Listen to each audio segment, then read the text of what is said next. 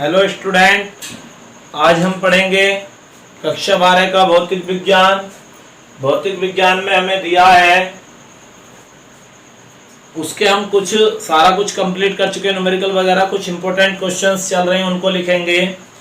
पहला क्वेश्चन होगा, वैद्युत द्विध्रुव आघूर्ण से क्या तात्पर्य है, इसका मात्रक एवं विमाएं लिखिए। तो देखो, वैद्युत द्विध्रुव आघूर्ण तो मैं आपको लिखा चुका हूं, केवल आप क्वेश्चन लिखेंगे कि वैद्युत द्विध्रुव आघूर्ण का मात्रक एवं विमाएं लिखिए, यह कैसी राशि है यह भी बताइए। यह कैसी राशि है यह भी बताइए। कैसी का मतलब अदिश है या सदिश है। तो देखो, इसका जो मात्रक होता है, वैद्युत द्विध्रुव आघूर्ण का जो मात्रक होता है, देखो P बराबर सूत्र क्या होता था, 2QL।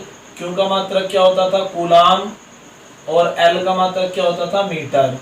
तो यानी कि इसका मात्रक होता है कूलाम मीटर। अगर हम कूलाम की विमा लिखें तो AT और इसकी विमा लिखें तो L, तो विमा आगे निकल के LTA। जो विमा हो गई वो हो गई LTA और ये हो गया मात्रक।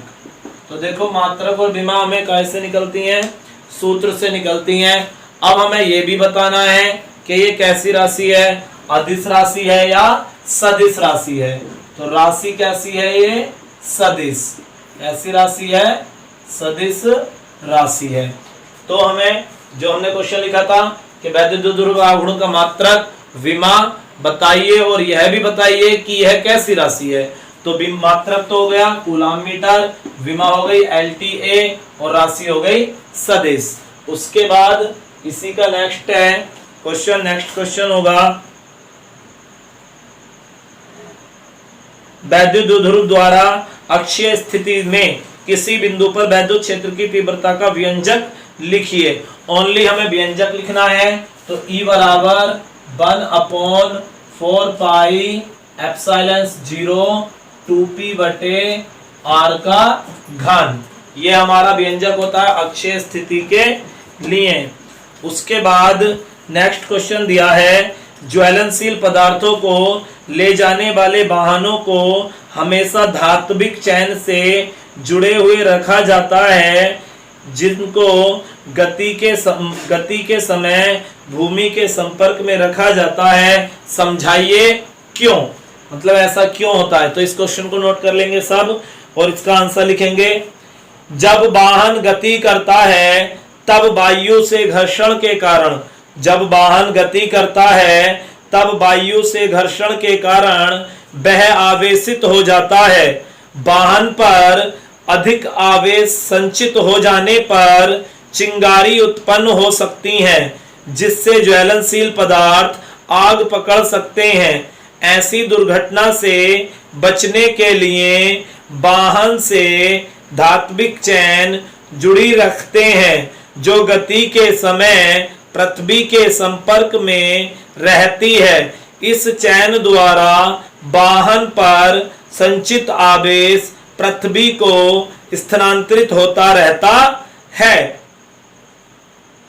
तो देखो, जितने भी हमारे ज्वलनशील पदार्थ ले जाने वाले वाहन होते हैं उन्हें धात्विक चैन से जोड़कर रखते हैं। ऐसा क्यों होता है, मैंने आपको बता दिया है क्यों होता है, सभी नोट कर लेंगे। इसका नेक्स्ट क्वेश्चन है, वायुयान के टायरों का निर्माण करने के लिए एक विशेष प्रकार की रबड़ का प्रयोग किया जाता है जो आंशिक चालक होती है, क्यों। तो वायुयान उड़ान भरते समय अथवा नीचे उतरते समय धावन पथ का मतलब होता है रनवे, जिस पर दौड़ता है, पथ पर गति करता है। यदि गति करते समय टायरों तथा पथ के बीच घर्षण से टायरों पर आवेश प्रेरित हो जाता है, यदि टायरों की रबड़ आंशिक चालक है तो यह प्रेरित आवेश पृथ्वी में स्थानांतरित हो जाता है। अतः आवेश के कारण वैद्युत चिंगारी के उत्पन्न होने की संभावना नहीं रहती है। अगर हमारा ये क्या हो, आंशिक रूप से चालक नहीं होती तो क्या होता है, इसमें आवेश के कारण चिंगारी उत्पन्न हो जाती है, जिससे कि हमारे हवाई जहाज को बहुत ज्यादा नुकसान हो जाता। इसलिए हम इसके, ये रबड़ कैसी होती है, आंशिक रूप से चालक होती है। उसके बाद इसका नेक्स्ट क्वेश्चंस लिखेंगे,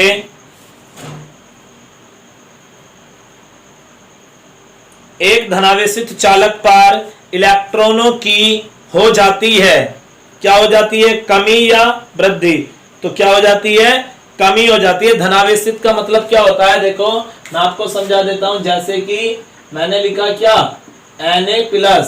Na+ का मतलब हुआ कि इसमें से एक इलेक्ट्रॉन निकालना है, एक इलेक्ट्रॉन त्यागना है।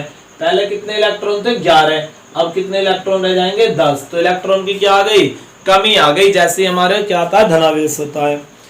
उसके बाद है, किसी चालक को धनावेशित करने पर उसके द्रव्यमान पर क्या प्रभाव पड़ेगा। तो देखो जब धनावेशित करेंगे तो इलेक्ट्रॉनों में कमी हो जाएगी, और जब इलेक्ट्रॉनों में कमी हो जाएगी तो इसका मतलब द्रव्यमान में भी क्या हो जाएगी, कमी हो जाएगी। तो आंसर क्या हो गया, द्रव्यमान में कमी।